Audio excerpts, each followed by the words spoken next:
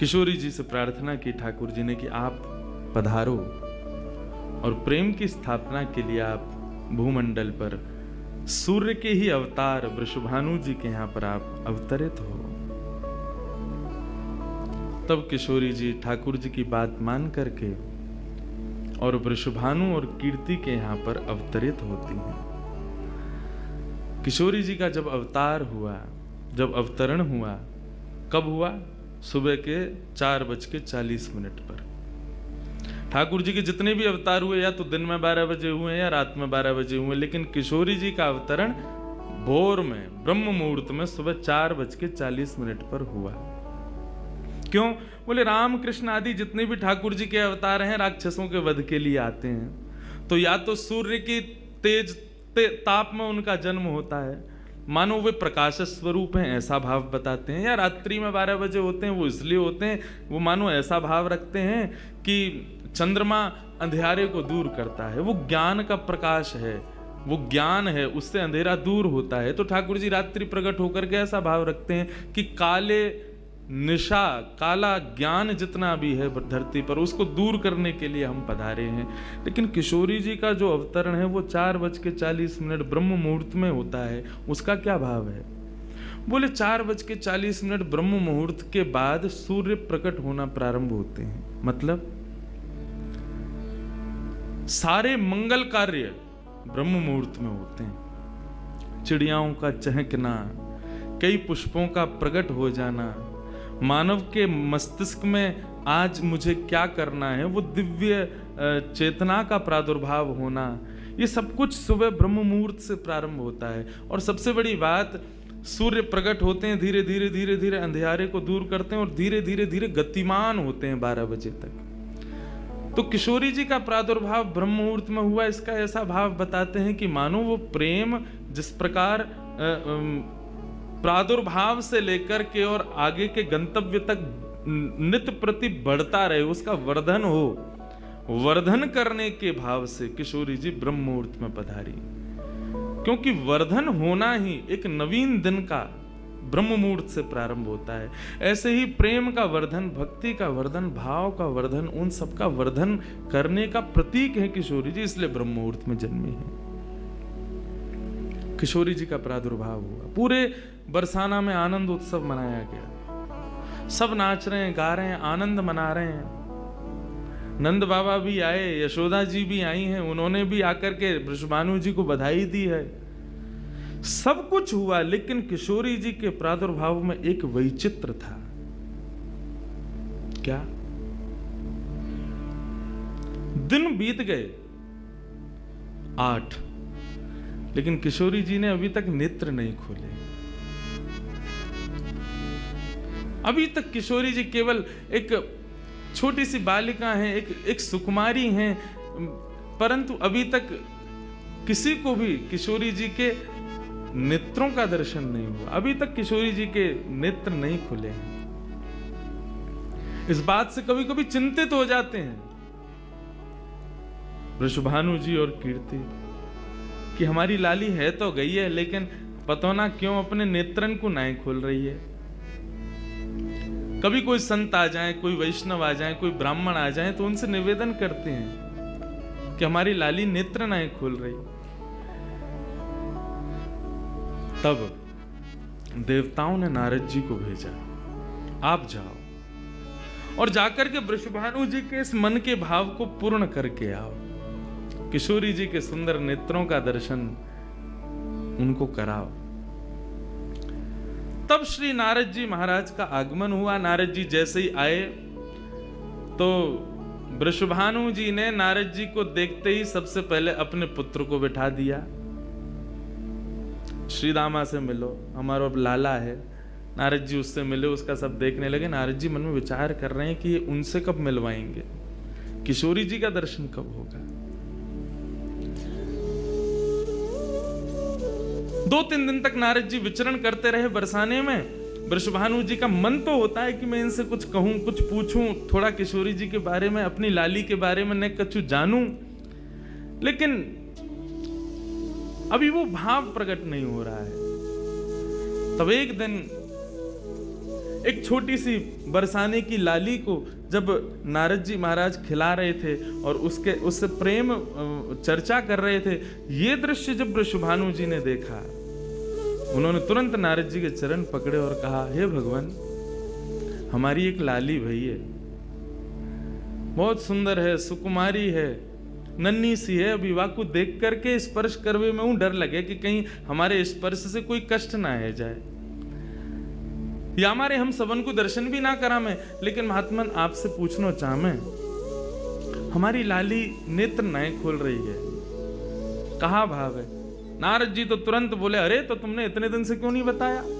वो तो पहले से ही बैठे थे तैयार कि ये जल्दी बोले तो मैं जाऊं, जाकर के दर्शन करूं। बोले संकोच है रहे हो? बोले संकोच मत करो, अभी लेके चलो, कहां है तुम्हारी लाली, मुंह को बताओ। नारद जी महाराज जा रहे हैं वृषभानु भवन में, एक बेड़ी पार की, दूसरी बेड़ी पार की, तीसरी बेड़ी पार की। जैसे ही भीतर पहुंचे हैं, सुंदर सुगंधी भीतर से प्रकट हो रही है। सामने स्वर्ण जटित एक पालना है, और जैसे ही उस पालने में जाकर के नारद जी ने दर्शन किया, कमल कली को वृषभानु की लली को रंग, कैसा रंग है? बोले जैसे कमल की कली हूं मैं ना, ऐसी श्री वृषभानु नंदिनी है। नारद जी ने जैसे ही उनको दर्शन किए है, आनंदित है गए, आनंदित है करके प्रणाम करने लगे। वृषभानु जी बोले, हमारी लाली नेत्र नाय खोल रही है, आप कृपा करो ना। नारद जी बोले, एक मंत्र पढ़ना पड़ेगा, कुछ करना पड़ेगा, तंत्र मंत्र करना पड़ेगा, तब आपकी लाली बोलेगी। वृषभानु जी बोले, देख लो, ले संभल के करियो, हमारी लाली बहुत कोमल है, वो ना स्पर्श नहीं करेंगे, दूर बैठ के करेंगे। वृषभानु जी बोले, तो करो। बोले आपको पहले बाहर जानो पड़े, वो एकांत में करेंगे। कीर्ति वृषभानु जी को देखें, बोले लाली को अकेला तो ना छोड़ेंगे? बोले नहीं बाबा, विश्वास पात्र है, हम कर सके। वृषभानु जी और कीर्ति दोनों जैसे ही बाहर पधारे, नारद जी ने गेट बंद कियो, तुरंत चरणन में प्रणाम कियो, और प्रणाम करके सीधे सन्मुख बैठे हैं। हे कृष्ण मनोहारिणी जय वृंदावन प्रिया, जय भू मंगल ललिता, जय वेणु रवाकुल, जय कृष्ण मनोहारिणी जय वृंदावन प्रिया, जय भू मंगल ललिता, जय वेणु रवाकुल। जैसे ही नारद जी के मुख से ये शब्द प्रकट हुआ, जय कृष्ण मनोहारिणी, ये कृष्ण मनोहारिणी शब्द जैसे ही नन्ही सी श्री किशोरी जी के कान में कृष्ण शब्द गयो, कृष्ण शब्द जाते ही नन्ही सी किशोरी जी के नेत्र अपने आप धीरे धीरे धीरे धीरे खुलन लगे, मुख पर एक प्रसन्नता सी प्रकट है गई। नन्ही सी किशोरी अभी करवट लेनो भी नहीं जाने, लेकिन जैसे ही बार बार ये श्लोक का गान नारद जी के द्वारा हो रहा है, जय कृष्ण मनोहारिणी जय वृंदावन प्रिय, इसको सुनकर के किशोरी जी जो अभी करवट लेनो भी ना जाने, वो अपने पालना को पकड़ करके अपने पालना से उछक करके वहीं से झांक करके श्री नारद जी को देख रही हैं। और नारद जी ने जैसे किशोरी जी के रूप को देखो है, सुंदर मृगनयनी किशोरी जी आज नारद जी को देख रही है। मुख में अभी दांत ना है, बिना दांतन के किशोरी जी के मुखमंडल की प्रसन्नता देख करके नारद जी आनंद विभोर हो गए। नारद जी बोले, आपको ये कीर्तन भायो, आपको ये कीर्तन प्रिय लगो? किशोरी जी के मुख से केवल किलकारी निकल रही है। नारद जी ने उठाई अपनी वीणा करताल और जय कृष्ण मनोहारिणी जय वृंदावन प्रिय, और इसी का कीर्तन करते हुए वहां नाचने लगे, नृत्य करने लगे, चारों ओर घूम रहे हैं। बीच में पालने में श्री किशोरी जी बैठ करके और करताल बजा रही हैं, और करताल बजा करके आनंदित हो रही हैं। वृषभानु जी बाहर खड़े, बोले कि भीतर तो कीर्तन चल रहा है, करताल की आवाज आ रही है, वीणा बज रही है। तभी उनने कान लगा करके सुनो तो नारद जी गा रहे, जय कृष्ण मनोहारिणी जय वृंदावन प्रिय, जय भ्रू मंगल ललिता जय वेणु रवाकुल। वृषभानु जी ने ये स्वर सुन लिया, लेकिन जैसे ही थोड़े से गए हैं और खिड़की में जाकर के भीतर झांक करके देखा, अद्भुत दृश्य। नन्ही सी किशोरी, ज्यादा से ज्यादा 8 दिन की होंगी, 10 दिन की होंगी, अपने पालना में पौड़ करके स्वयं को झुला रही हैं, करताल बजा रही हैं। चारों तरफ नारद जी वीणा बजा करके, करताल बजा करके आनंद से किशोरी जी को मुखोल्लास कर रहे हैं। ये दृश्य देख करके श्री वृषभानु जी को एक बार तो मूर्छा आ गई, मैं वास्तव में 8 दिन की बालिका को देख रहा हूं। उन्होंने कीर्ति को कुछ नहीं बताया। नारद जी महाराज ने प्रणाम किया। तब किशोरी जी की सहचरियां प्रकट हुई और कहा कि हे नारद, आपने हमारी किशोरी जी को बहुत सुख प्रदान किया है। जब कभी भी आपको ऐसा दर्शन करना हो तो हम आपको कुछ स्थान बता रहे हैं। गोवर्धन, श्री यमुना पुलिन और ब्रज कुंज, इन 3 स्थानों पर आप जब कभी भी हमारी किशोरी को स्मरण करके यही कीर्तन को गान करोगे, किशोरी जी को यही स्वरूप आपको दिखेगा। ये हमारा वरदान है आपको, क्योंकि आपने, किशोरी जी कृपामयी तो हैं। लाल जी 10 बार विचार करेंगे कृपा करवे में, किशोरी जी विचार थोड़ी करें, वो तो तुरंत करुणा करें। नारद जी जाओ, जब कभी भी लाडली को दर्शन करना हो यही भाव से कर लियो। नारद जी महाराज के नेत्र सजल है गए, किशोरी जी के चरणन में बारंबार प्रणाम कियो और प्रणतिपात करते हुए वहां से प्रस्थान कर गए। किशोरी जी फिर से नेत्र बंद करके अपने पालना में पौड़ गई। कीर्ति जी बोली, बाबा आयो, टोना टोटका करके गयो, तब वो हमारी लाली के नेत्र तो खुले नहीं।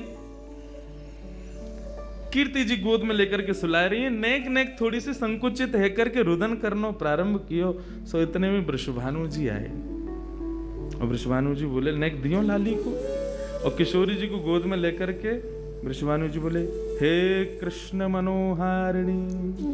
जैसे ही बोले तुरंत किशोरी जी के नेत्र फिर से खुल गए, फिर से अपनी किलकारी भर करके कीर्तन में करताल बजाने लगी, आनंद विभोर हो गई।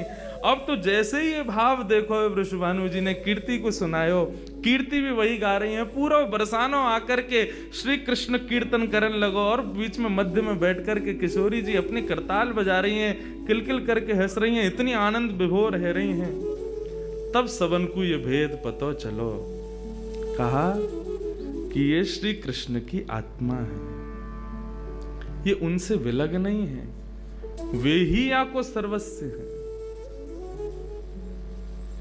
निश्चित ही पूर्व में ही ऐसी कथाएं आती हैं कि नंद बाबा वृषभानु जी ने पहले ही कह दी कि भैया हमारे अगर बालक भयो तो हम ब्याह कर देंगे, संबंध बनाएंगे। और आज वही भाव उन सबको वहां दिख रहा था। हे कृष्ण मनोहारिणी, यदि नित्य कोई श्री किशोरी जी का स्मरण करे और जब भी किशोरी जी के दर्शन करे, किशोरी जी के सन्मुख बैठे, इस भाव को कहे, हे कृष्ण मनोहारिणी, हे कृष्ण के मन का हरण करने वाली, या हे कृष्ण जय कृष्ण, कृष्ण ने जिनके मन का हरण किया, दोनों भाव हैं इसके। जो कृष्ण के मन का हरण करे या जिसने कृष्ण के मन का हरण किया है, ऐसी श्री किशोरी जी आज भी प्रसन्न होती हैं इस कीर्तन को सुनकर के। ऐसी हमारी ब्रज की शोभा, ब्रज की भूपा, ब्रज की अधिष्ठात्री, ब्रज की रानी श्री किशोरी जी को या प्रकार से प्रादुर्भाव है, या प्रकार से श्री किशोरी जी या धराधाम पर पधारी।